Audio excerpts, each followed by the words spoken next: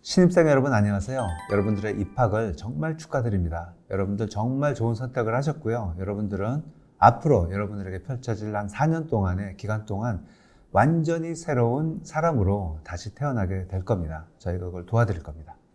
자, 오늘 여러분들하고 첫 번째 얘기 드릴 내용은 디지털 대전환이라는 주제입니다. 디지털 기반으로 엄청난 큰 변화가 지금 진행이 되고 있거든요. 그 시기에, 이 엄청난 변화의 시기에 여러분들이 지금 고려대학교에 들어온 겁니다.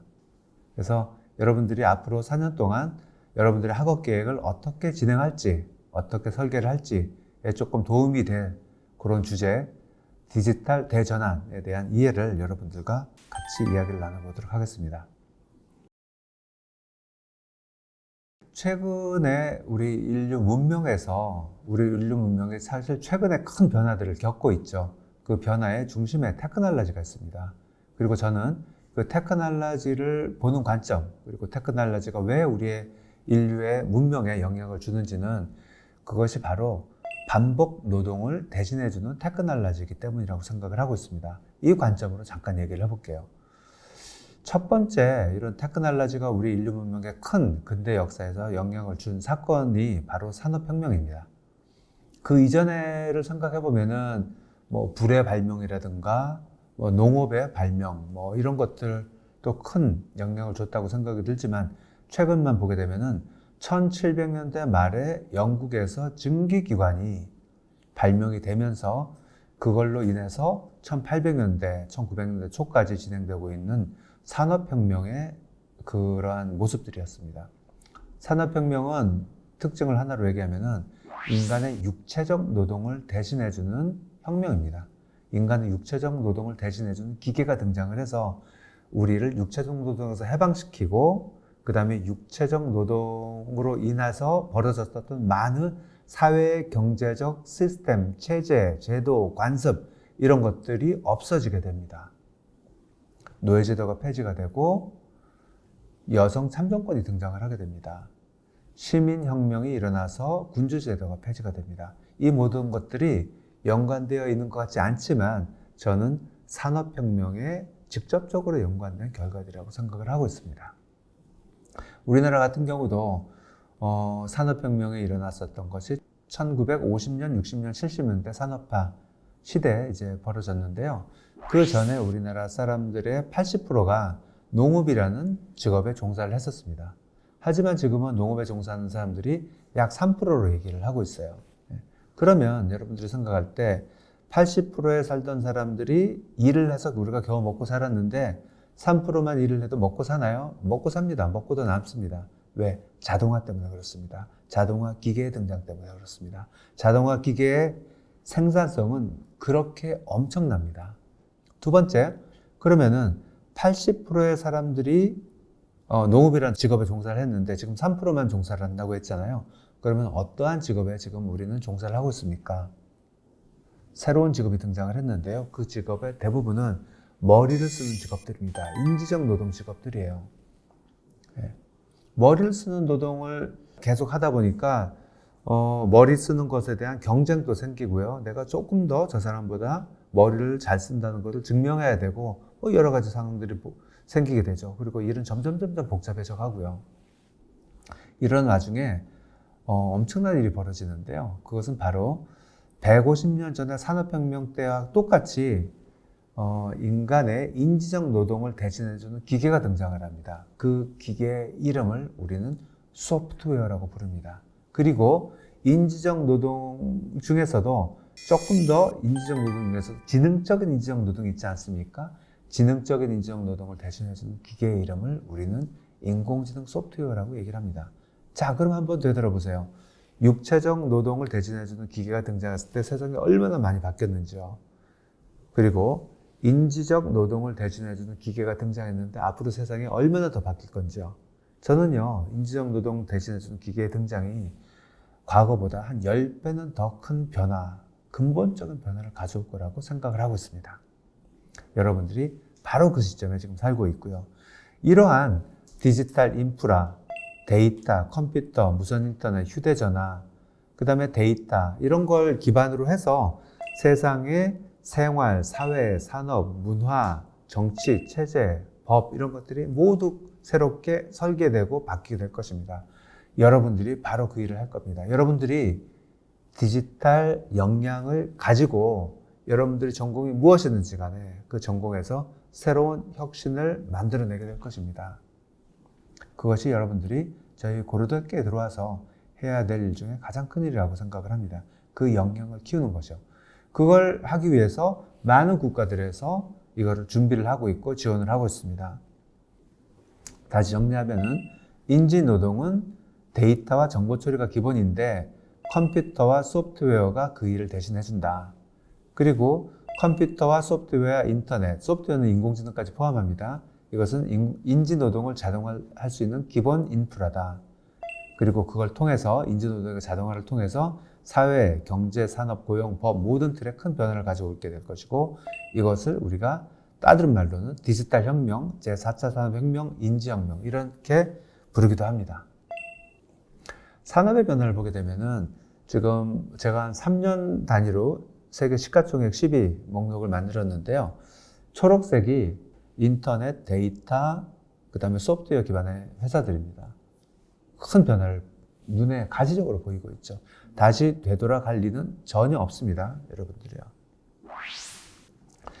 그리고 이걸 기반으로 인공지능과 데이터와 소프트웨어, 무선 인터넷 기반으로 새로운 학문 분야와 새로운 분야와 융복합이 일어나고 있고요. 그 융복합을 통해서 새로운 분야가 생겨나고 그걸 통해서 사회, 경제, 산업, 문화가 완전히 바뀌게 됩니다. 많은 직업들이 바뀌고 있고요. 2024년도 노벨 물리학상에 하필드와 힌튼 교수님이 받으셨는데요. 인공지능의 이론을 만드신 분들입니다. 그리고 그 바로 다음 날 2024년 노벨 화학상 발표가 됐는데요. 하사비스라는 분이 받았는데요. 하사비스는 여러분들이 잘 아시는 알파고를 만드신 분이에요. 이 알파고에 적용했었던 강화학습이라는 인공지능 알고리즘을 가지고 3차원 단백질 분자 구조를 밝히는 프로그램을 만들어냈어요. 인공지능 프로그램을요. 그걸 통해서 우리의 유전자, 우리의 난치병들, 새로운 분자 구조, 새로운 신약 개발하는데 큰 도움을 받을 수 있게 됐습니다. 우리는요. 직업의 변화에서도 큰 변화가 일어나고 있는데요. 여러분들 오른쪽 위쪽을 보시게 되면은 저 그래프만 제가 한번 말씀을 드릴게요. 빨간 줄은 무엇을 얘기하는 거냐면은 루틴한 직업들요. 단순 반복적인 일들을 하는 직업들.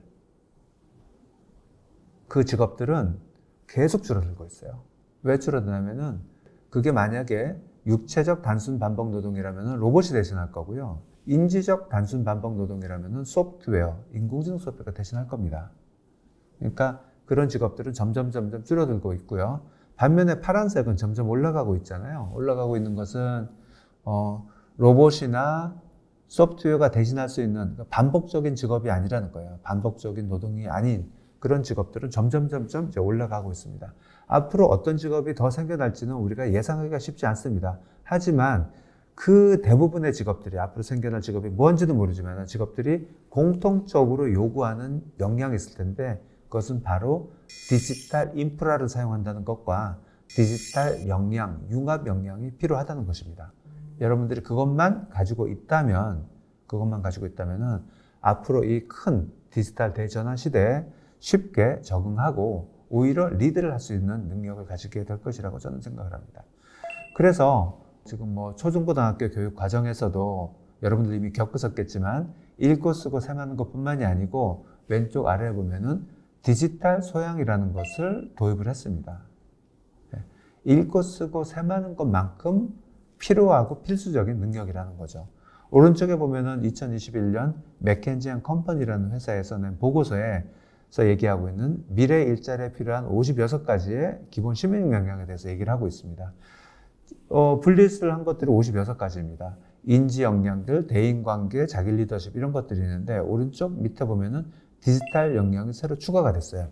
디지털 유창성, 프로그래밍 리터러시, 데이터 분석 능력, 컴퓨팅 사고력, 알고리즘적 사고, 데이터 리터러시 이런 것들이 굉장히 중요해졌습니다. 어떤 직업을 가지겠던 간에요. 여러분들이 정치학을 하건 경영학을 하건 생물학을 하건 혹은 의학을 하건 법학을 하건 상관없이 요 능력들은 모두 중요한 필수적인 역량으로 얘기가 되고 있다. 이렇게 여러분들이 생각하시면 될 것 같습니다. 그래서 그러면은 우리의 고민은 그러면 나는 어디까지의 역량을 어떻게 구할 수 있을까요? 라는 것인데요. 위에 그림을 보시게 되면은 사실 가장 기본은 사용할 줄 아는 역량이고요. 두 번째는 이 사용하는 기술을 내가 하는 부분에 어떻게 융합해서 새로운 것을 만들어낼 수 있지 않을까라는 역량이고요. 조금 더 나가면은 이러한 새로운 소프트웨어나 아니면 인공지능의 기술을 내가 만들어낼 수 있는 역량, 이렇게 세 가지로 볼 수 있습니다. 여러분들의 전공이 무엇이든지 간에 여러분들 전공을 가만히 생각해 보면은, 그리고 여러분들 생각해 보면은, 이 중에서 나는 이 정도까지의 역량을 키우면 되겠다, 이렇게 생각할 수가 있습니다. 여러분들이 앞으로 들어와서 공부를 하면서 잘 판단을 해보시기 바랍니다. 그리고 여러분들의 이러한 노력을 지원해 주기 위해서 우리 고려대학교에서도 많은 노력을 하고 있는데요. 그 중에 하나가 2024년부터 필수 교양 수업을 2과목을 신설을 했습니다. 오른쪽 표를 보게 되면은 1학기에는 전교생이 듣는 교양 필수 과목으로 소프트웨어 기초 프로그래밍, 파이썬 프로그래밍을 수업을 하고 있습니다. 여러분들 어떤 학생들은 중고등학교 때 파이썬 프로그램을 학교에서 들은 학생들도 있을 겁니다. 들었더라도 완전히 새롭게 여러분들이 배우게 될 거고요. 그리고 여러분들의 전공에 융합해서 여러분들에게 수업을 진행하게 될 것입니다. 그리고 2학기에는 데이터 과학과 인공지능이라는 또 필수 교양 수업을 여러분들한테 제공을 하는데요. 여러분들 전공과 연관 지어서 데이터를 어떻게 다루고 분석하고 해석하고 그걸 위한 어떤 기법들, 이런 것들을 여러분들이 배우고 습득하게 될 것입니다. 이런 교육 과정들을 통해서 여러분들이 앞으로 입학을 해서 4년 동안 이러한 역량을 배우고 이 위에서 여러분들의 전공 능력을 융합을 해서 여러분들이 졸업을 하고 난 다음에 세상에 큰 기여를 할 수 있는 그런 인물이 되기를 저는 바라고 있습니다. 일단 여러분들 고려대학교에서 여러분의 인생 2막 다시 한번 축하드리고 잘 준비해서 성공적인 대학생활 시작할 수 있도록 되길 바랍니다. 감사합니다.